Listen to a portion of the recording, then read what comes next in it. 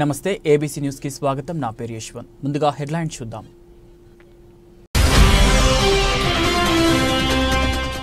జగ్గంపేటలో ఘనంగా ఎన్టీఆర్ వర్ధంతి నివాళులు అర్పించిన టీటీడీ బోర్డు సభ్యులు ఎమ్మెల్యే జ్యోతుల నెహ్రూ.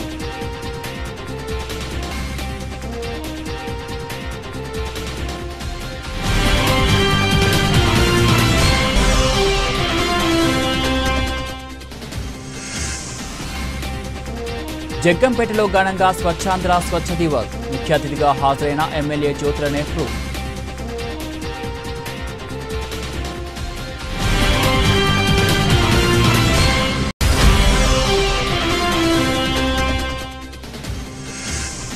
కోటిపల్లి బస్టాండ్ నందు ఎన్టీఆర్ 29వ వర్ధంతి సందర్భంగా ఘన నివాళులు. లబ్ధిదారులకు సీఎం సహాయ నిధి చెక్కులు పంపిణీ చేసిన ఎమ్మెల్యే గోరంట్ల.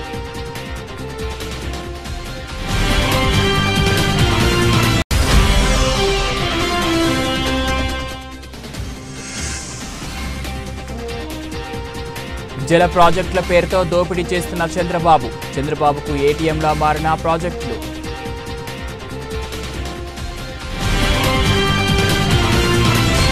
స్వచ్ఛాంధ్ర స్వచ్ఛ దివస్ కార్యక్రమాన్ని విజయవంతం చేయడంలో భాగంగా 12 నెలల కార్యాచరణ ప్రణాళిక రూపొందించడం జరిగిందని జిల్లా collector P Prashanti, MLA Gorantla Butchaiah Chowdary పేర్కొన్నారు. శనివారం సాయంత్రం స్థానిక బొమ్మూరు రూరల్ రాజీవ్ కాలనీలో స్వచ్ఛాంధ్ర స్వచ్ఛ దివస్ కార్యక్రమంలో ముఖ్య అతిథిగా జిల్లా collector P Prashanti, Rajahmundry rural శాసనసభ్యులు గోరంట్ల బుచ్చయ్య చౌదరి పాల్గొన్నారు. ఈ సందర్భంగా జిల్లా కలెక్టర్ పి ప్రశాంతి మాట్లాడుతూ కేంద్ర రాష్ట్ర ప్రభుత్వాల పరిసరాల పరిశుభ్రత, మనం నివసించే తిరిగే ప్రాంతాలలో శానిటేషన్ కార్యక్రమాల రూపకల్పన చేస్తున్నట్లు తెలిపారు. అందులో భాగంగానే జిల్లా స్థాయి స్వచ్ఛాంధ్ర స్వచ్ఛ దివస్ కార్యక్రమానికి శ్రీకారం చుట్టడం జరిగిందన్నారు. ప్రభుత్వం సూచనల మేరకు ప్రతి నెల ప్రతి 3వ శనివారం స్వచ్ఛాంధ్ర స్వచ్ఛ దివస్గా పాటించనున్నట్లు, ఆఫ్ స్ఫూర్తి నెల రోజుల పాటు చేయనున్నట్లు పేర్కొన్నారు. ఈ నెల థీమ్లో భాగంగా జనవరి 2025 కొత్త సంవత్సరం క్లీన్ స్టార్ట్ ప్రారంభించడం జరిగిందన్నారు.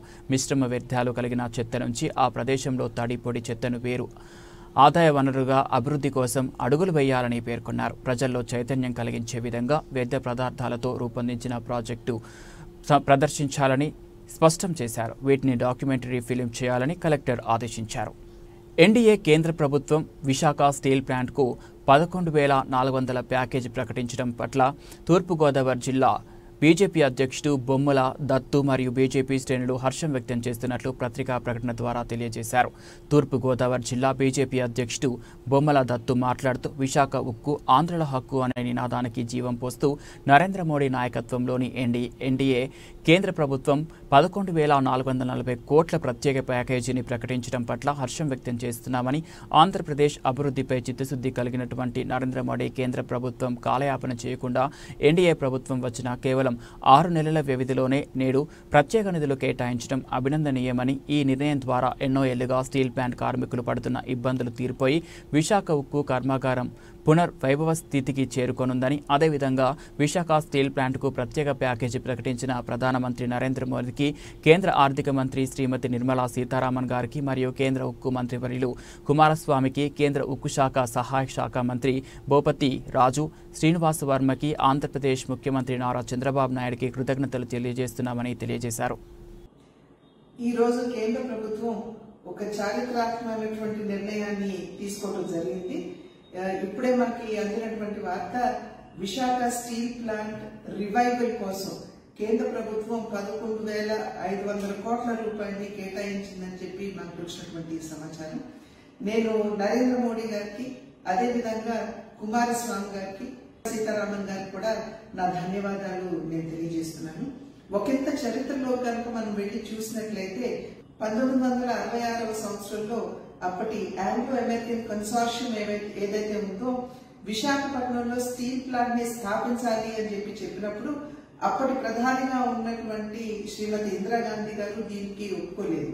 అయితే అమృతరావు గారు, తెన్నిటి విశ్వనాథన్ గారు, వీరి యొక్క కృషి వలన, వీరి యొక్క పోరాటం వలన వేలాది మంది అక్కడ ఉన్నటువంటి తెలుగు వారి యొక్క పోరాట ఫలితంగా దగ్గర 32 మంది వారి ప్రాణాలు కోల్పోయినటువంటి సందర్భంలో మనం విశాఖపట్నంలో స్టీల్ ప్లాంట్ ని స్థాపించుకోవడం జరిగింది. ఇవాళ చూసినట్లయితే దగ్గర 64 గ్రామాలు వారు గ్రామాలని విశాఖపట్నం స్టీల్ ప్లాంట్ స్థాపనకి వారు అందించినటువంటి చరిత్ర, ఘన చరిత్ర మన విశాఖపట్నంలోని స్టీల్ ప్లాంట్ కి ఉంది. ఆ నేపథ్యంలో ఎన్నో ఇబ్బందులు మన విశాఖ స్టీల్ ప్లాంట్ ఎదుర్కొంటున్నటువంటి సందర్భంలో అప్పుల ఊపిలో కూలిపోవడం దగ్గర నుండి వారికి క్యాప్టివ్ మైన్స్ లేకపోవటం వలన ఈ రోజున ఏ స్థితికి వచ్చిందంటే చివరికి అక్కడ పనిచేసేటువంటి ఎంప్లాయీస్ కి కూడా సరైనటువంటి విధంగా వారికి జీతాలు ఇవ్వలేనటువంటి పరిస్థితి ఇవాళ విశాఖ స్టీల్ ప్లాంట్ లో ఏర్పడింది. చాలా మంది కార్మికులు మా దగ్గరికి వచ్చి ఒక నెల 35% ఇచ్చారని, ఒక నెల 60% ఇచ్చారని చెబుతూ సంపూర్ణంగా వారికి జీతాలు అందడం లేదు, మా కుటుంబాలు ఏ విధంగా చివరి వెళ్ళాలి అని చెప్పి అనేక సందర్భాల్లో వారు ఆందోళన చెందడం జరిగింది. ఎప్పుడైతే ఈ విషయాలన్నీ మా దృష్టికి వచ్చాయో ఎప్పటికప్పుడు మేము ఈ విషయాలన్నీ లేఖల మాధ్యమంగా నరేంద్ర మోడీ గారి దృష్టికి, అదేవిధంగా స్వాతంత్ర సమరయోధులు, భారత కమ్యూనిస్టు ఉద్యమం తొలితరం నేత, సిపిఎం వ్యవస్థాపక పొలిట్ బ్యూరో సభ్యులు కామ్రేడ్ జ్యోతి బసు 15వ వర్ధంతి సందర్భంగా జనవరి 17న రాజమండ్రి శ్యామల సెంటర్ పార్టీ కార్యాలయంలో నివాళులర్పించారు.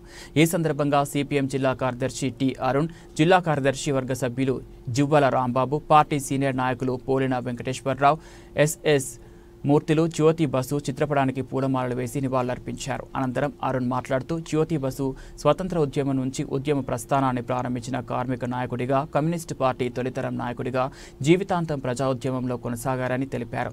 బెంగాల్ రాష్ట్ర ముఖ్యమంత్రిగా 23 సంవత్సరాల పాటు ఆదర్శ ప్రజా ప్రతినిధిగా మంచి పరిపాలన అందించారని అన్నారు. భూ సంస్కరణలు అమలులో దేశంలోనే మొదటి స్థానంలో నిలిపారని, కార్మికుల హక్కులు కల్పించారని తెలిపారు. కాంగ్రెస్ ప్రభుత్వ నిరంకుశ పాలనకు, మతోన్మాద బీజేపీకు వ్యతిరేకంగా పోరాడాలని అన్నారు. జ్యోతి బసు స్ఫూర్తితో కార్మిక పోరాటాలు ముందుకు తీసుకొని వెళ్లాలని పిలుపునిచ్చారు. ఈ కార్యక్రమంలో పార్టీ జిల్లా కార్యదర్శి వర్గ సభ్యులు పి పవన్, జె రాంబాబు, జిల్లా కమిటీ సభ్యులు కరి రామకృష్ణ, బివిఎన్ పూర్ణిమారాజు, నాయకులు పోలిన వెంకటేశ్వరరావు, ఎస్ఎస్ మూర్తి, సుధా, తాతారావు, ఎస్ వెంకటేశ్వరరావు తదితరులు పాల్గొన్నారు. జ్యోతి బసు గారి 15వ వర్ధంతి ఈరోజు. భారతదేశంలో కమ్యూనిస్టు ఉద్యమం యొక్క మొదటి తరం నాయకుల్లో కామ్రేడ్ జ్యోతి బసు గారు ఒకరు. ఆయన ఇంగ్లాండ్లో అత్యున్నతమైన విద్యాభ్యాసం పూర్తి చేసుకుని భారతదేశానికి వచ్చిన తర్వాత జాతీయోద్యమ కాలంలో బ్రిటిష్ వ్యతిరేక పోరాటంలో కామ్రేడ్ జ్యోతి బసు గారు పాల్గొన్నారు, పోరాటంలో నిలబడ్డారు. అదే సందర్భంలో కమ్యూనిస్టు ఉద్యమం వైపుకి ఆకర్షితులు కాబడ్డారు. కమ్యూనిస్టు ఉద్యమంలో, కమ్యూనిస్టు పోరాటంలో నిలబడి ఉన్నారు. ఆయన స్వతంత్రం వచ్చిన తర్వాత భారత కమ్యూనిస్ట్ పార్టీ మార్క్సిస్ట్ ఏర్పాటు సందర్భంలో 1964లో భారత కమ్యూనిస్ట్ పార్టీ మార్క్సిస్ట్ సిపిఎం ఏర్పాటు చేసినటువంటి నవరత్నాల్లో కామ్రేడ్ జ్యోతి బసు గారు కూడా ఒకరు. పశ్చిమ బెంగాల్ రాష్ట్రంలో చాలా అట్టడుగు ఉన్నటువంటి ప్రజల యొక్క హక్కుల కోసం అనేకమైన ఉద్యమాల్ని, పోరాటాన్ని నడిపినటువంటి యోధుడు జ్యోతి బసు గారు. జ్యోతి బసు గారి నాయకత్వంలో చాలా పెద్ద ఉద్యమాలు, పోరాటాలు జరిగినాయి.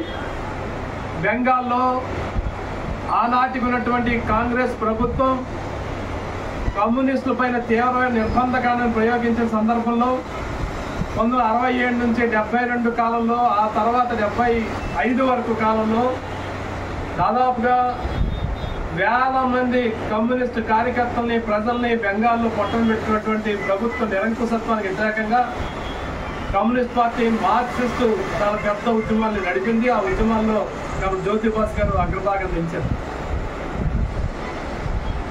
77లో సిపిఐఎం తరఫున వామపక్ష కూటమికి నాయకత్వం వహిస్తూ ఆయన మొట్టమొదటిసారి ముఖ్యమంత్రిగా ఎన్నిక కాబడ్డారు జూలై నెలలో.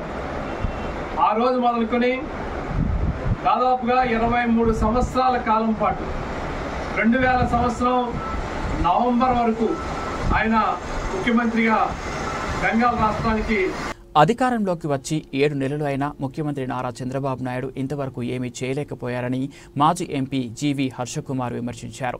రాజీవ్ గాంధీ కళాశాల సమావేశ మందిరంలో శనివారం ఆయన మీడియాతో మాట్లాడుతూ చంద్రబాబు కబుర్లు తప్ప చేతులు లేవని, ఇలాంటి విఫల ముఖ్యమంత్రి మరొకరు ఉండరని ధ్వజమెత్తారు. జల ప్రాజెక్టుల పేరుతో దోపిడీ చేస్తున్నారని ఆరోపించారు. చంద్రబాబు నిర్వాకం వల్లే పోలవరం ప్రాజెక్టు డయాఫ్రమ్ వాల్ కొట్టుకుపోయిందని, 2 డయాఫ్రమ్ వాల్స్ నిర్మించాలని తాను గతంలోనూ చెప్పానని, కానీ సరైన జాగ్రత్తలు తీసుకోకుండా మళ్లీ అవే తప్పులు చేస్తూ లోపభూయిష్టంగా డయాఫ్రమ్ వాల్ నిర్మిస్తున్నారని విమర్శించారు. దీనివల్ల గోదావరి నదికి భారీ వరదలు వస్తే ఆకివీడి నుంచి కాకినాడ వరకు కొట్టుకుపోతాయని హెచ్చరించారు. ఈ ప్రాజెక్టు చంద్రబాబుకు ఏటీఎంలా మారిందని ఆరోపించారు. ఇప్పుడు 80,112 కోట్లతో గోదావరి పనకచెర్ల ప్రాజెక్టు పేరుతో గోదావరి, కృష్ణా, పెన్నా అనుసంధానం మరో కొత్త దోపిడీకి తెరతీశారని హర్షకుమార్ ఆరోపించారు. అధికారంలోకి వచ్చి 7 నెలలు అవుతోంది, టిడ్కో గృహాలు ఎందుకు ఇవ్వలేదని ప్రశ్నించారు. జగన్ రద్దు చేసిన దళితుల పథకాలు ఎందుకు తిరిగి అమలు చేయడం లేదని, ఇదేనా దళితులపై ఉన్న ప్రేమ అని ప్రశ్నించారు. అంబేద్కర్ విదేశీ విద్య అని ఆ పేరు మార్పు చేశారు కానీ ఒక స్కాలర్షిప్ ఇచ్చారా అని ప్రశ్నించారు. 77 పీజీ కాలేజీల విద్యార్థులకు ఫీజు రద్దు చేశారు, మీరు పునరుద్ధరించారా అని నిలదీశారు. ఎస్సీ ఎస్టీ 2 ఎకరాలు ఇవ్వాలి, జగన్ ఇవ్వలేదు, చంద్రబాబు ఇవ్వలేదని తెలిపారు. ప్రేమ చూపించేశాడంటే జగన్ రద్దు చేసిన స్కీములన్నీ నేను అధికారంలోకి వచ్చిన వెంటనే వాటినన్నీ తిరిగి ఏర్పాటు చేస్తానన్నాడు. ఇవన్నీ కూడా ప్రత్యేక రాయితీలతో నలబడుతున్న స్కీములు, సెంట్రల్ గవర్నమెంట్ అసిస్టెన్స్ ఉన్న స్కీముల్ని జగన్మోహన్ రెడ్డి తీసేశాడు. దాంట్లో ఫస్ట్ది అన్ని గవర్నమెంట్లు చేస్తున్నది 1000 కోట్ల సబ్ ప్లాన్ నిధులు బదలాయింపు. ఎస్సీ కార్పొరేషన్ రాష్ట్ర ప్రభుత్వం ద్వారా సబ్సిడీ రుణాలు రద్దు. 7 నెలలు వచ్చింది, ఏమన్నా సబ్సిడీ రుణాలు మీరు ఎస్సీ కార్పొరేషన్ నుంచి ఇచ్చారా? ల్యాండ్ పర్చేసింగ్ స్కీమ్ పథకం రద్దు. మళ్ళీ ల్యాండ్ పర్చేసింగ్కి ఆ జీవో ఏమన్నా ఇవ్వడం జరిగిందా? బెస్ట్ అవైలబుల్ స్కీమ్ రద్దు. పెట్టారా బెస్ట్ అవైలబుల్ స్కీమ్? తల్లికి వందనమే ఇవ్వమని చెప్పారు. కులాంతర వివాహాల ప్రోత్సాహం రద్దు. ఆయన రద్దు చేశాడు, మీరు తీసుకొచ్చారా ఈ 7 నెలల్లో? National schedule caste finance and development corporation ద్వారా కేంద్ర ప్రభుత్వం ఇచ్చే స్కీము 4.5 సంవత్సరాల నుండి ఒక్క లోన్ ఇవ్వలేదు. మీరు ఏమన్నా ఇచ్చారా ఈ సంవత్సరం? తెలుగుదేశం పార్టీ వ్యవస్థాపక అధ్యక్షులు అన్న నందమూరి తారక రామారావు గారి 29వ వర్ధంతి సందర్భంగా రూరల్ శాసనసభ్యులు శ్రీ గోరంట్ల బుచ్చయ్య చౌదరి, రాష్ట్ర ప్రధాన కార్యదర్శి గన్ని కృష్ణ, నియోజకవర్గ తెలుగుదేశం పార్టీ శ్రేణులతో కలిసి స్థానిక కోటిపల్లి బస్టాండ్ సమీపంలోని ఎన్టీఆర్ విగ్రహానికి ఘన నివాళులు అర్పించారు.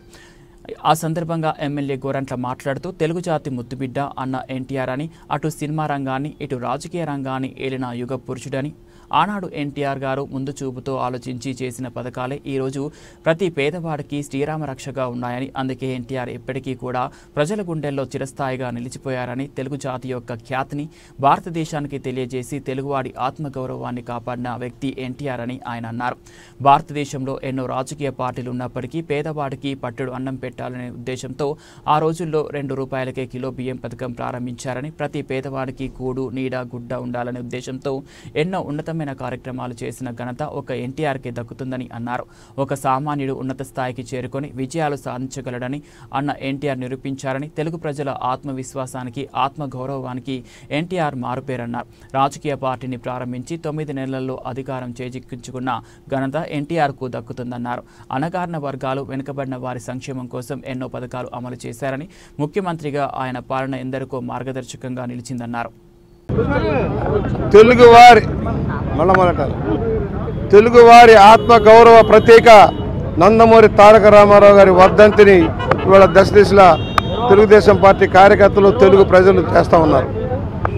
తెలుగు భాషకి, తెలుగు జాతికి ప్రపంచ ఖ్యాతి తెచ్చిన మహా వ్యక్తి, తెలుగుదేశం పార్టీ సృష్టికర్త. తెలుగుదేశం పార్టీ ద్వారా తెలుగువారి ఆత్మగౌరవాన్ని నిలబెట్టి ఒక నూతన రాజకీయ వరవడిని సృష్టించి బడుగు బలహీన వర్గాల వారి ఉద్ధరణకు కృషి చేసిన వ్యక్తి రామారావు గారు.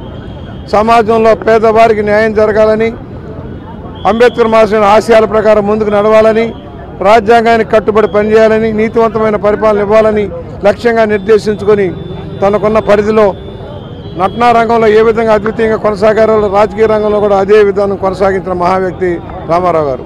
అలాంటి వ్యక్తి వల్ల నాబోటి వాళ్ళు ఎందరో ఈ రోజున ఈ స్థానానికి వచ్చాం. ఆంధ్రప్రదేశ్ అభివృద్ధి చెందాలని, తెలుగు ప్రజలంతా ఐక్యతగా ఉండాలని, ఆకలి దప్పు లేని రాజ్యం ఉండాలని, ప్రతి వాడికి తినడానికి తిండి, కట్టుకోవడానికి బట్ట, ఉండటానికి ఇల్లు ఉండాలనే లక్ష్యంలో పనిచేసిన వ్యక్తి.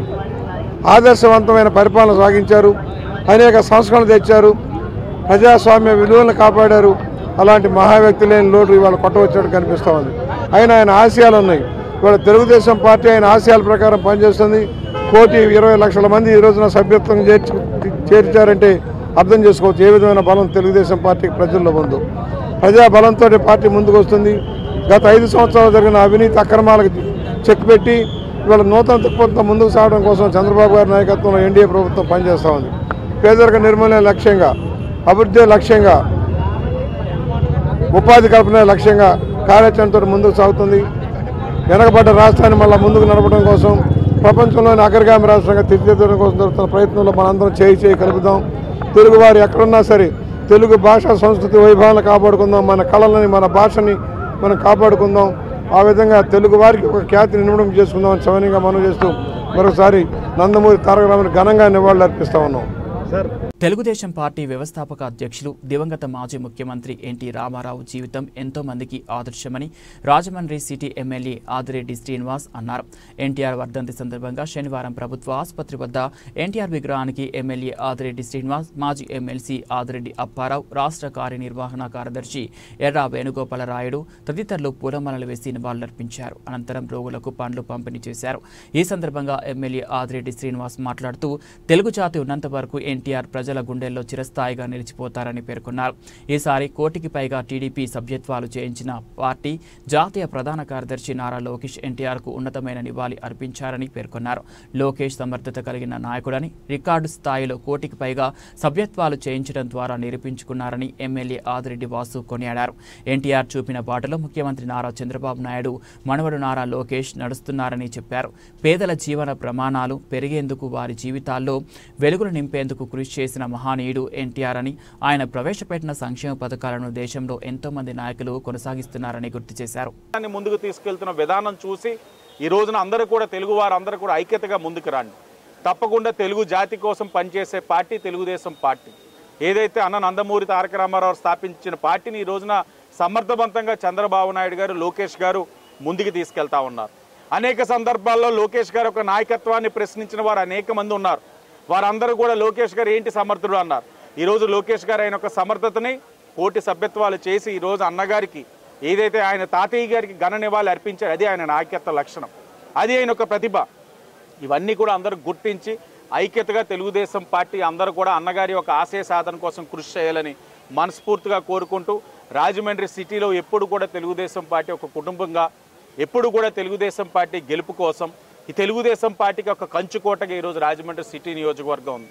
భవిష్యత్తులో కూడా ఇదే ఐక్యతతోటి, ఇదే సఖ్యతతోటి ముందుకు వెళ్తారని కూడా అందరినీ కూడా ఆశిస్తూ, తప్పకుండా అదే జరుగుతుందని భావిస్తూ అందరికీ ధన్యవాదాలు.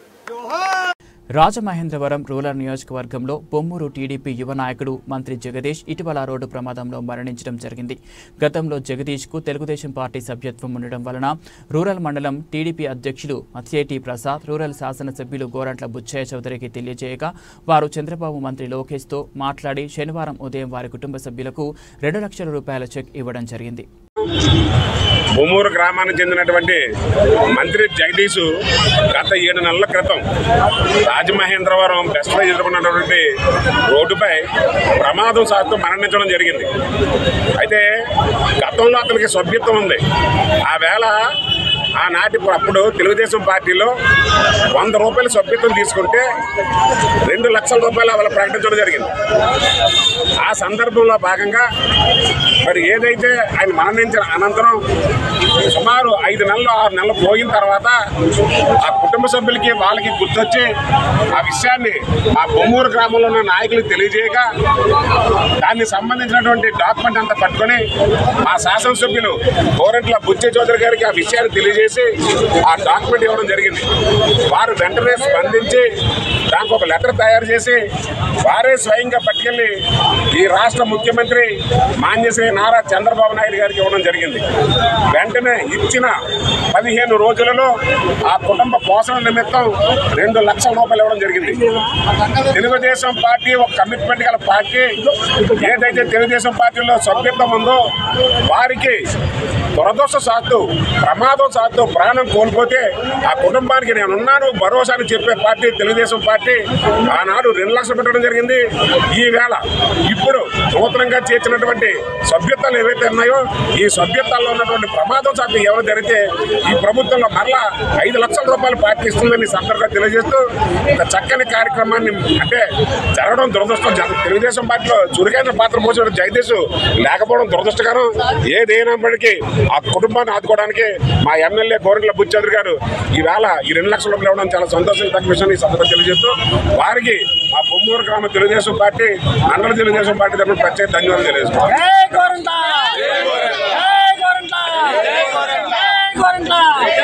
ఇందుకూరు రెవెన్యూ గ్రామ పంచాయతీ సర్పంచ్ కోసు లక్ష్మణ్ ఆధ్వర్యంలో ఈరోజు అల్లూరి సీతారామరాజు జిల్లా రంపచోడవరం నియోజకవర్గం దేవిపట్నం మండలం ఇందుకూరు రెవెన్యూ గ్రామంలో ఉన్న చెత్త నుండి విద్యుత్ తయారీ కేంద్రం వద్ద స్వేచ్ఛాంధ్ర స్వచ్ఛ దివాస్ కార్యక్రమాన్ని ముఖ్య అతిథులుగా దేవిపట్నం ఎంపీటీఓ డిఎన్ రత్నకుమారి, దేవిపట్నం మండల వ్యవసాయ శాఖ అధికారిని ప్రశాంతి పాల్గొన్నారు. ఈ సందర్భంగా ఎంపీటీఓ డిఎన్ రత్నకుమారి మాట్లాడుతూ దేశంలోనే అత్యంత పరిశుభ్ర రాష్ట్రంగా ఆంధ్రప్రదేశ్ను తీర్చిదిద్దాలనే లక్ష్యంతో నెలలో ఒక శనివారం స్వచ్ఛత కోసం అంకితం కావాలని రాష్ట్ర ముఖ్యమంత్రి ఆంధ్రప్రదేశ్ రాష్ట్ర ముఖ్యమంత్రి నారా చంద్రబాబు నాయుడు పిలుపు మేరకు ఇకపై ప్రతి 3 శనివారం స్వచ్ఛాంధ్ర స్వచ్ఛ దివాస్ కార్యక్రమాన్ని భారీ స్థాయిలో నిర్వహించేందుకు చర్యలు చేపట్టాలని ప్రభుత్వ ప్రధాన కార్యదర్శి కె విజయానంద్ తెలిపారు. ఈ నెల 18వ తేదీన కడప జిల్లా మైదుకూరులో రాష్ట్ర ముఖ్యమంత్రి నారా చంద్రబాబు నాయుడు ప్రారంభించనున్న ఈ కార్యక్రమాన్ని రాష్ట్ర వ్యాప్తంగా విజయవంతంగా నిర్వహించేందుకు రాష్ట్ర స్థాయి నుంచి గ్రామ స్థాయి అధికారుల వరకు ప్రతి ఒక్కరూ అంకిత భావంతో భాగస్వాములు కావాలని పిలుపునిచ్చారు.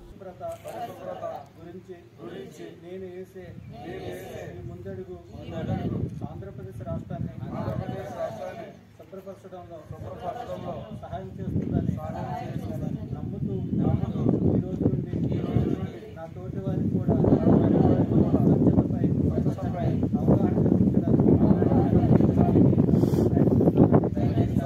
మన ఆంధ్రప్రదేశ్లో స్వచ్ఛ ఆంధ్రప్రదేశ్గా తీర్చిదిద్దేటట్లు నా వంతు కృషి చేస్తానని ప్రమాణం చేస్తున్నాను. జై హింద్.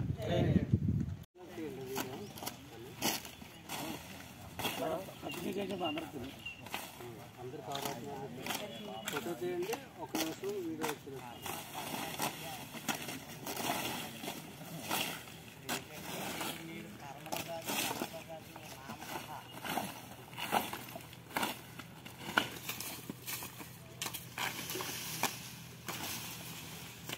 కోరుకొండ మండలం కాపవరం గ్రామంలో శనివారం నిర్వహించిన శ్రీ శ్రీ శ్రీ మాతృశ్రీ పాశాలమ్మ తల్లి జాతర మహోత్సవాల్లో విశ్వ హిందూ ధర్మ పరిరక్షణ రామసేన అధ్యక్షులు భారతీయ జనతా పార్టీ నాయకులు కంబాల శ్రీనివాసరావు పాల్గొన్నారు.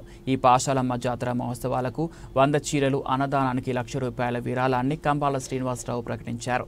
తొలుత ఆయనకు హారతులు పట్టి పూలమాలలు, బాణసంచా కాల్పులతో ఆలయ కమిటీ సభ్యులు, గ్రామస్తులు, మహిళలు, యువత ఎంతో ఘనంగా స్వాగతం పలికారు. ఆలయంలోని అమ్మవారిని దర్శించుకొని ప్రత్యేక పూజలు నిర్వహించారు. ఈ సందర్భంగా కంబాల శ్రీనివాసరావు మాట్లాడుతూ కాపవరం గ్రామాల్లోని శ్రీ మాతృశ్రీ పాశాలమ్మ తల్లి ఆలయ అభివృద్ధికి కృషి చేస్తానన్నారు.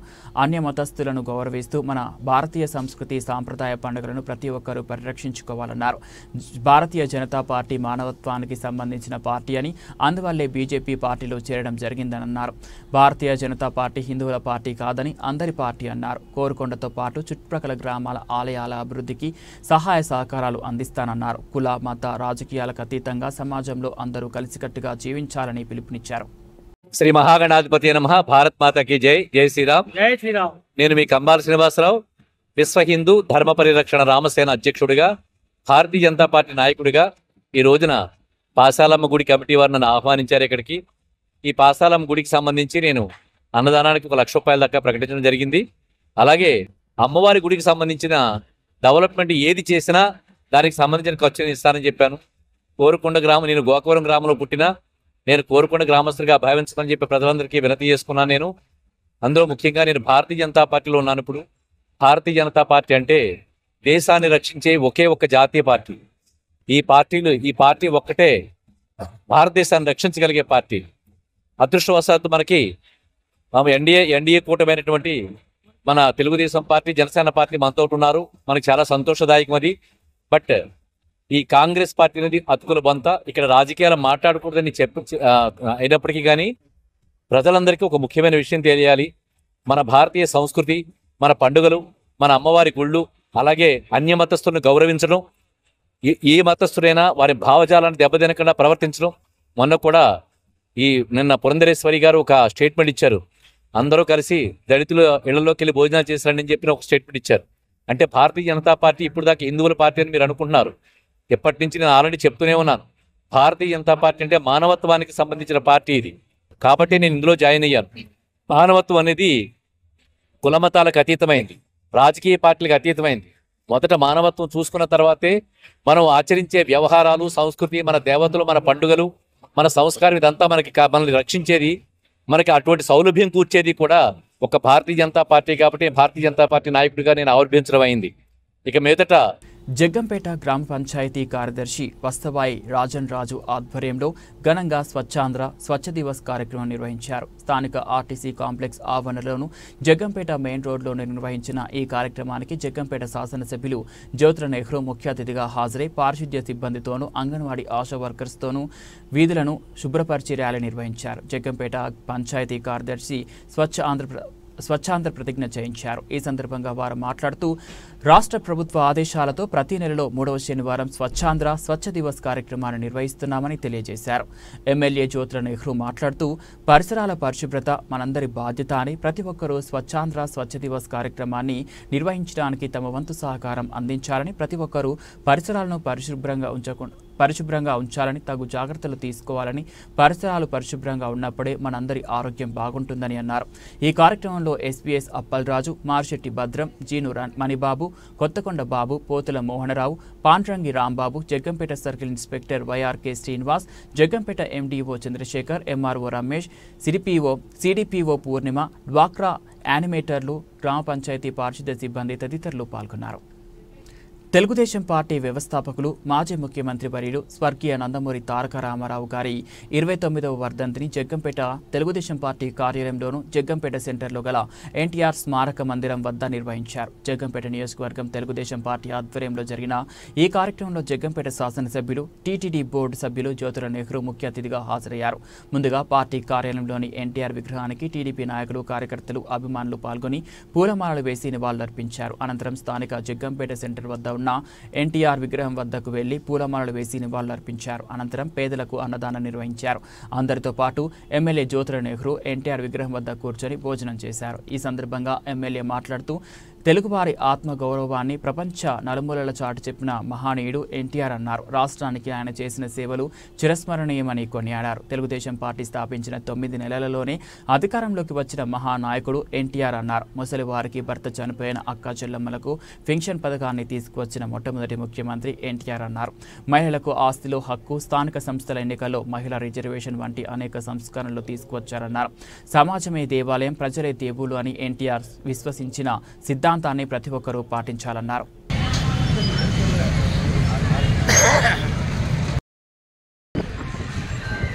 ఆంధ్రప్రదేశ్ చరిత్రలోనే ఒక దుర్దినం. ఒక మహా వ్యక్తి అసూల బాసినటువంటి రోజు. ఆయన ఒక వ్యక్తిగా కాకుండా శక్తిగా యావత్ ఆంధ్ర రాష్ట్రంలోనే రాజకీయ విప్లవాలు తీసుకొచ్చాడు. కొన్ని కుటుంబాలకే రాజకీయం పరిమితమై ఉండేటటువంటి ఆ రోజుల్లో సామాన్యులను కూడా రాజకీయ నాయకులుగా తయారు చేసి ఆనాడు ఊహించినటువంటి పరిస్థితుల్లో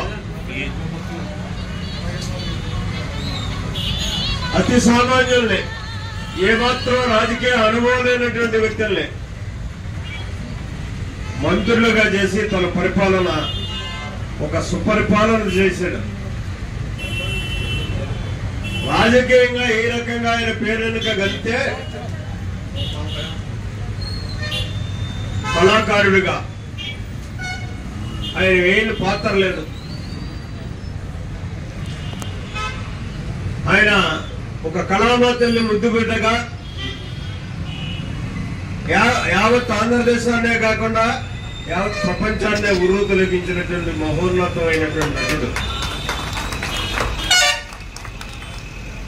ఇటు రాజకీయంగాను అటు కళాకారుడుగాను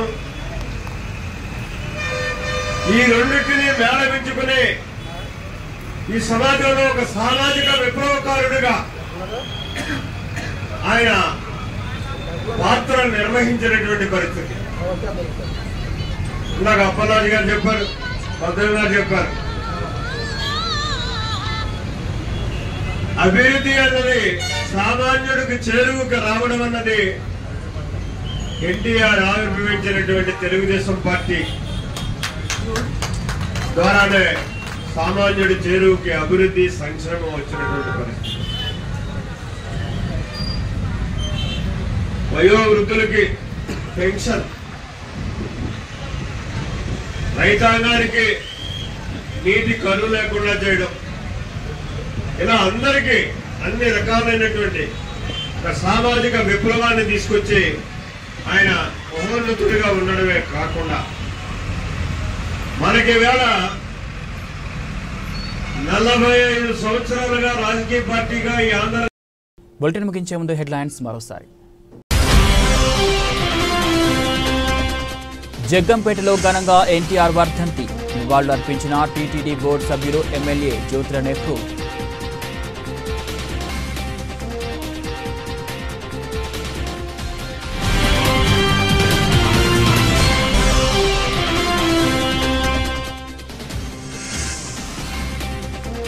జగ్గంపేటలో ఘనంగా స్వచ్ఛాంధ్ర స్వచ్ఛ దివస్, ముఖ్య అతిథిగా హాజరైన ఎమ్మెల్యే జ్యోతుల నెహ్రూ.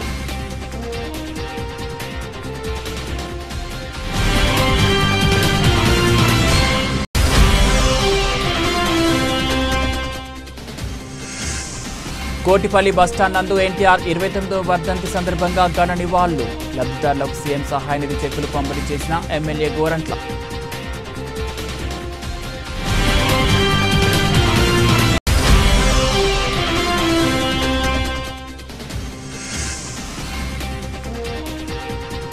జల ప్రాజెక్టుల పేరుతో దోపిడీ చేస్తున్న చంద్రబాబుకు ఏటీఎంలా మారిన ప్రాజెక్టులు.